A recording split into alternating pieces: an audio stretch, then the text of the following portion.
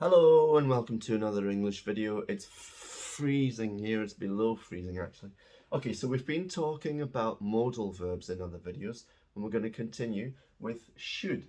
Three meanings of should, and we're going to look at the past form, of course, should, have, done. Remember, modal verbs must always be followed by infinitive verbs without to, and because it's the past of a modal verb, and not all modal verbs have the same past form. Can doesn't have this past form.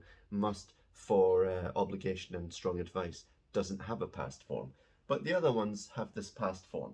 Should plus perfect infinitive. Remember, it has to be an infinitive without to, but we have to use the perfect infinitive because perfect tenses have, has, had. The infinitive of those verbs is have. So modal verb plus perfect infinitive plus past participle. We have to use a past participle because of the perfect verb. Okay, here we go. Should, did I say three meanings? Should for advice. You should call them. That's my advice. You should call them. I think you should wait a few days. Now you can use I think you should call them. You should wait a few days. You don't have to use I think, but you know, it gives a little bit more information, but really not too much. And now the negative form. You shouldn't eat so much salt. Okay, that's my advice. You shouldn't eat so much salt. Very bad for you, okay? I don't think you should say that. Again, we're using the think part. I don't think you should. I think you should. I don't think you should. Okay? So you could say, I don't think you should eat so much salt. That doesn't sound very good though. I don't think you should say that. So maybe someone's writing an email with their fingers and they say something and it's a bit strong and you say, oh, that's a bit confrontational. I don't think you should say that. Or you shouldn't say that. And now the past form for advice. You should have called them. Perfect infinitive, past participle. You should have called them in the past. Oh, I didn't get the job. Why not? Well, I didn't hear anything. Oh, you should have called them.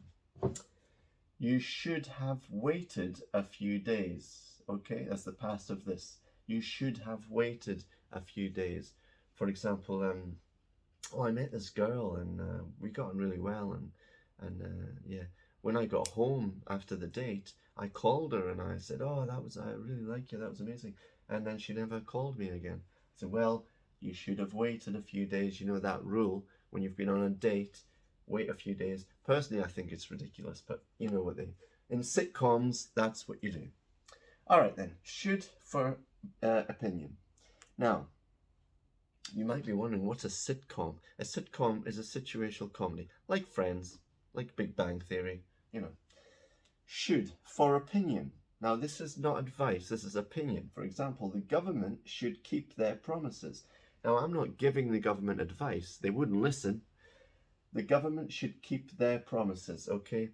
That's my opinion. That's what I think, but not advice, okay? You can use it as advice. You should keep your promises. That could be advice to a person, but if the person won't listen to you, then there you go. One thing I want to say as well, the government should keep their promises. Now, of course, I'm talking about a group of people who are trying to run the country. So I'm using the personal their, like those people, their promises. But the government is an organization, an establishment. So you could say the government should keep its promises, ITS, no apostrophe. For example, let me give you another example. So let's say Manchester United, okay? Manchester United is a football team. So it's an entity, it's a thing, so it's it. But, so you could say Manchester United is a fantastic football team. Well, now, not for the last 9 years. But so you could say it, Manchester United is a great football team. But when you're talking about the players on the pitch or the players in the squad, you're referring to people. So you could say Manchester United are playing very well, not is playing very well, because you're not really referring to it as an entity now, but more about the players. So with organizations or establishments, you can use it or they if you're referring to the people in there. And that's what I mean here, the government meaning people, the people who are running the country, trying to run the country, or maybe not even trying. The government should keep their promises, or its promises. Negative, you shouldn't insult people, okay? And that's my opinion. It's also advice, actually. That could be advice as well. He shouldn't be so cocky. Now, cocky is a word for arrogant. And last night when I was drawing this, or writing this, I was going to write arrogant, and I thought, I'm going to use cocky, and then people can say, what is cocky? Some of you will know, some of you will not know, but cocky means arrogant. I realize it has a connotation that you might not want to use, so that's your choice. But I used it so you could learn a slang word, an informal word for arrogant. He shouldn't be so cocky. That's my opinion. I could also give this as advice. Hey, you shouldn't be so cocky. Past, they shouldn't have done that. It's my opinion. For maybe I'm watching something on TV and I'm not giving them advice. I'm just expressing my opinion. I feel like I'm talking too quickly today. We should have taken the train. That's my opinion. Obviously, in the past, that's not advice, because there's nothing worse than someone giving advice when something bad has already happened. Oh, for example, oh, you shouldn't have done that. Oh, well, thank you very much for the advice, doctor. But clearly, when people say that, they're giving their opinion, not advice. And that's why it gets confused and people think it's unhelpful to give advice after the disaster. So we should have taken the train. For example, you're on the bus, there's a problem with the bus, you're stuck on the side of the road, and you're going to be late. We should have taken the train. Okay, and the final meaning should is not as expected, okay? This book should be in the fiction section. Well, this is not where it's supposed to be, not as expected. This book should be in the fiction section. Maybe the Bible. Sorry, if you follow religion.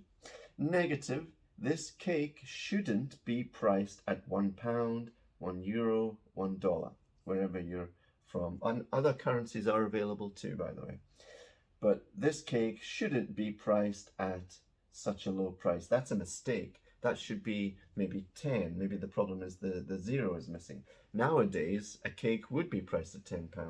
With inflation, thank you very much COVID, thank you very much Brexit, thank you very much Putin. Okay, past, it shouldn't have been posted on that page. So I'm going to give you 2 examples here actually. This is fantastic. Value for money. In these times of recession, I give you value for money. It shouldn't have been posted on that page. It should have been posted on this page, not as it was supposed to be. Oh, that's a mistake. It shouldn't have been posted on that page. It should have been posted on this page. Okay? There you go. That should, in a nutshell, although it's quite a long nutshell. But thanks for watching. Please subscribe. Please helps the channel. Like, share it with anyone who's learning English. They might benefit from this. You could really help them, and that'd be a nice little gift to give them, because these are all free for you to watch.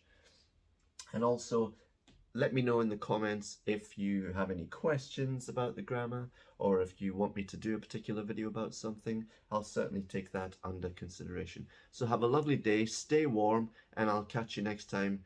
Bye bye.